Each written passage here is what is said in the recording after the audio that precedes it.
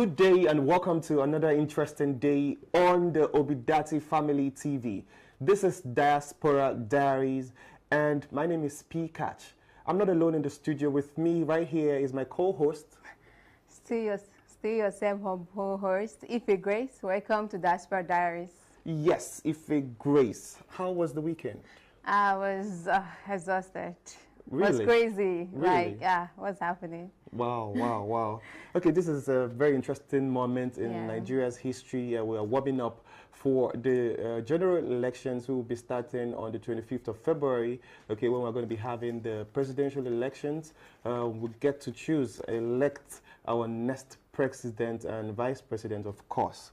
All right, on Diaspora Diary, we talk to Nigerians in the diaspora that are making a difference, okay, Nigerians in the diaspora, of course, obedient Nigerians, all right, who want a better Nigeria, who want a difference, a change from the backwardness that we have experienced over the years. I'm talking about exceptional Nigerians in the diaspora. We have one of them joining us this afternoon on the program. We have joining us all the way from Netherlands, Dr. Chibike Modulos, who is a cybersecurity expert and also a member of the Super Volunteers.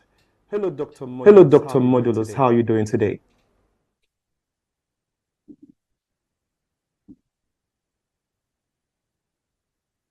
Okay, are you sure you have unmuted yourself because I can't hear you? Oh, so good morning, everyone in the studio and the people watching. It's nice to be here with you today, all the way from the Netherlands. Yes, it's good the way you had to open the curtain so that we can get to see you better. Fine. All right, how is the weather in Netherlands today? Doing just fine. I think single digits, but that's okay. Okay. Let's just dive right into it because I understand that you don't have so much time. Let's talk about the work that you have been doing as an individual in the Netherlands towards the Obidati movement. All right, tell us about the engagements that you've had with Nigerians, of course, at home, and what you're doing concerning the Obidati campaign.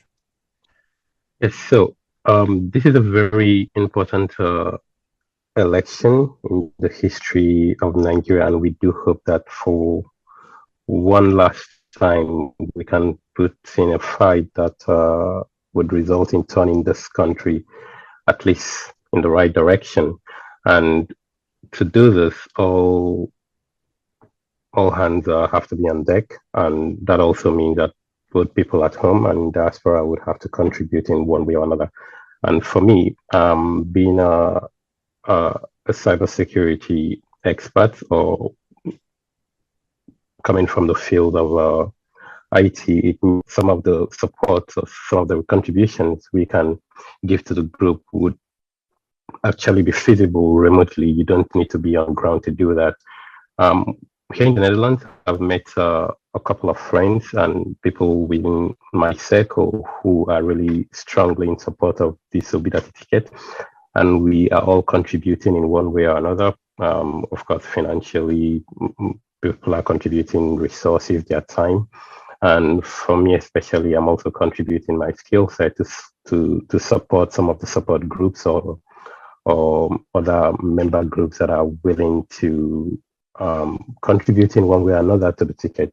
This means that maybe setting up IT infrastructures and setting up an environment that would allow the support groups to easily connect among themselves. These and many more are things we've been able to contribute within the last, I would say, 6-7 months now. And I've been quite in the forefront of this for the group. Interesting. All right. How long have you been in the Netherlands? Because I understand that you've been there for a while. You have kids over there too. So how long has it been? Yeah, I think I've been here about 6-7 years. So it's been a while. Okay, 6-7 years. Interesting. Yeah. All right. With the way you have seen things being done in the Netherlands, the organization and the system, the government, and all of that, Why would you say that Peter Obi is the right person for Nigeria at this time? Well, that's an interesting question, but also an easy one to answer. We do have 18 presidential candidates, and according to the polls, there are basically three candidates who realistically have a chance of winning. And when you compare these three, two of those have been governors, so which means they've been executives of their states at some point. One has been a vice president, of course, but not like the buck had to stop on his desk.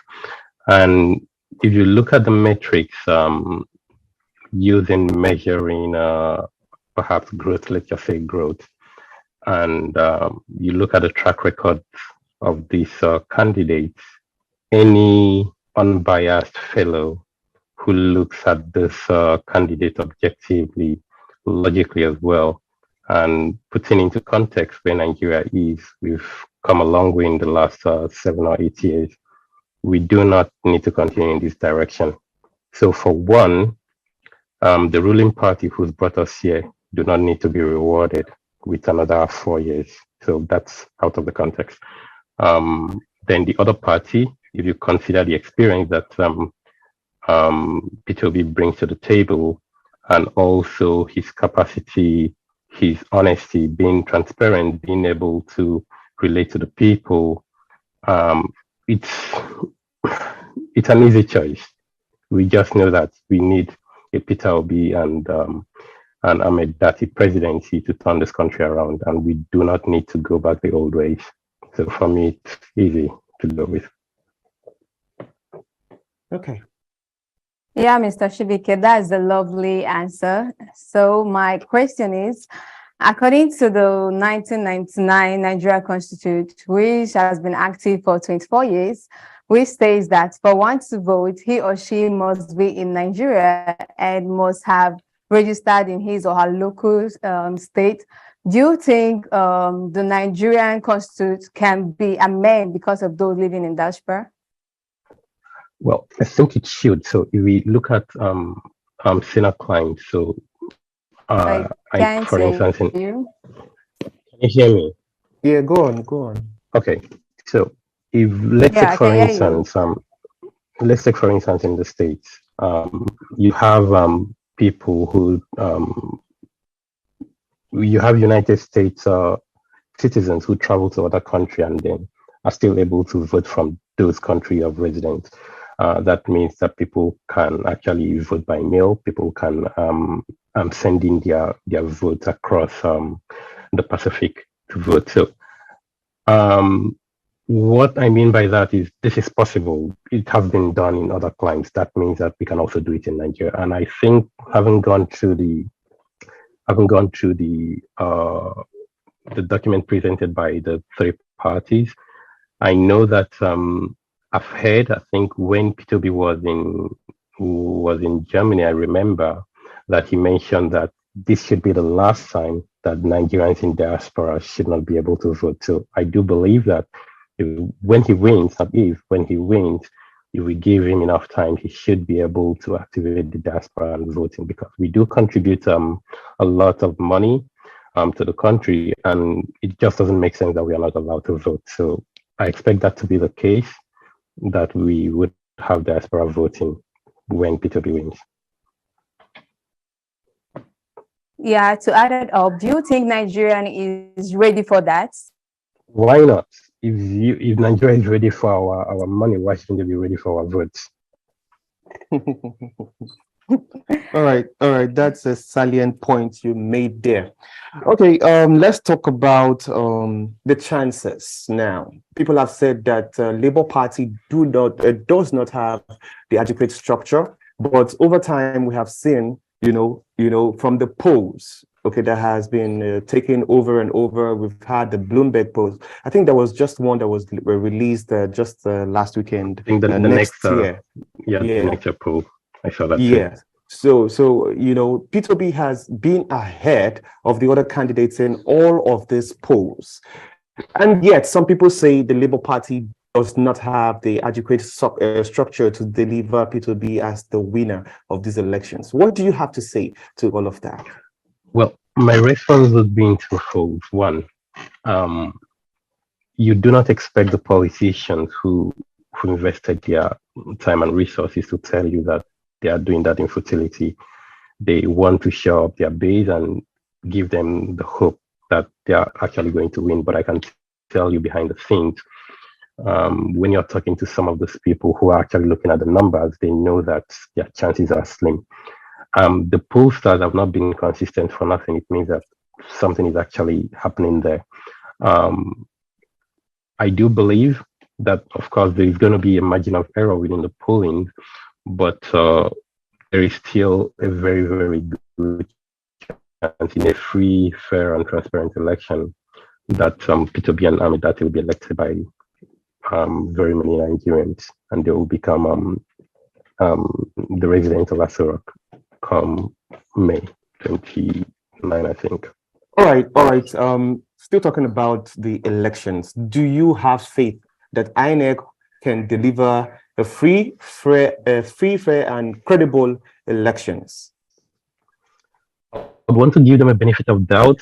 Behind the scenes, I've seen things that suggest that they really want to do that, unless, of course, they have a last minute change of heart and then things go otherwise. But what I've seen in the last 6 months suggests to me that they do intend to provide us with a free, fair, and transparent election.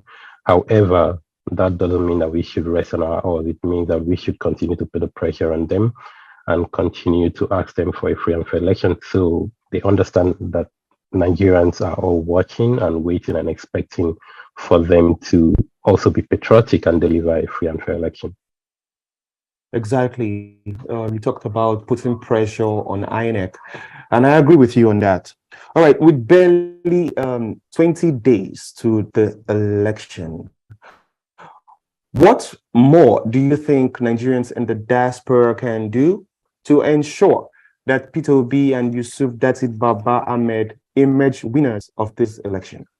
Well, we've been running this for about 8 months now, and I think everyone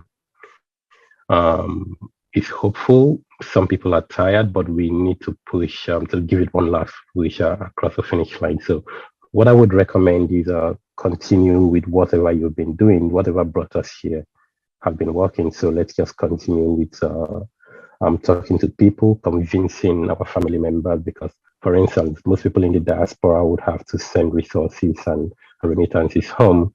You can send those home with word of advice, also telling people how, for a better Nigeria, you need to vote. You not just vote wisely, you need to vote the P2B Dati ticket, because that's actually the wise choice to vote for. Continue to do that. If you have the resources to travel home and support and also vote, of course, by all means, do that.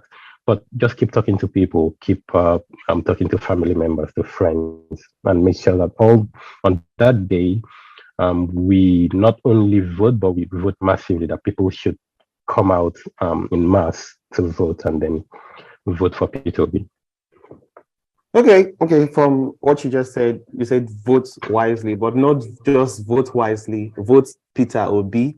I've also seen it somewhere on social media where some people say vote your conscience, and then some other people say I don't trust your conscience, just vote Peter Obi. Of course, we trusted our conscience 8 years ago. This is where we are. So let's just vote Peter Obi. All right. Finally, because I know that you have to go very soon. Do you think that if P2B wins, a lot of Nigerians in diaspora will return home? The quick answer is yes. With yourself. Yes, the answer is yes.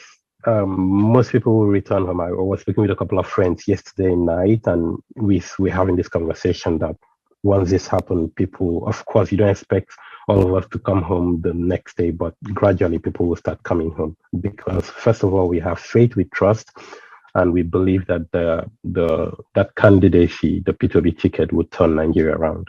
And to turn Nigeria around, we need everyone. You need people in diaspora, you need people at home. So most of us will be coming home to do just that. All right. Thank you very much. It seems Grace No, I don't. Okay, your final. Everything, yeah, I'm good. You agree? Okay, Mr. Modulus, it's been a pleasure having you on the program Diaspora Diary. We look forward to having you back home sometime in the nearest future, because we know that Peter Obi is going to emerge the winner of these elections. Thank you very much for spending your Thank you time very with much, us. family. It's a pleasure to All right, have a nice day. you too. Wow. Okay, Grace.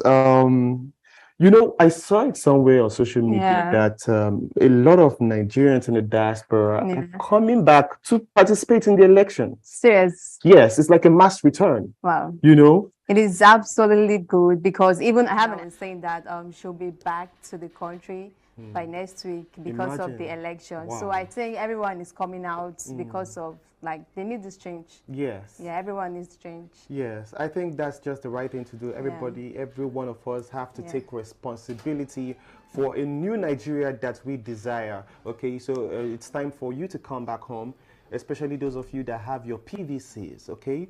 And then if you don't have your PVC, you can still sponsor somebody to go out and vote, okay? Sponsor them, sponsor them to go out and vote on election day. Motivate them as well. Talk to your family members that are home here and get them to go out and vote on election day. We have about 19 days to go. All right, so we don't have so much time anymore. It's already here. All right, so this is a call to all Nigerians in the diaspora to start doing something, just in case you haven't started already. Okay, it's not too late. Yeah, you can support in any way you want. Exactly, exactly. Okay, talk to your family, your relative at home, and get them to vote on election day.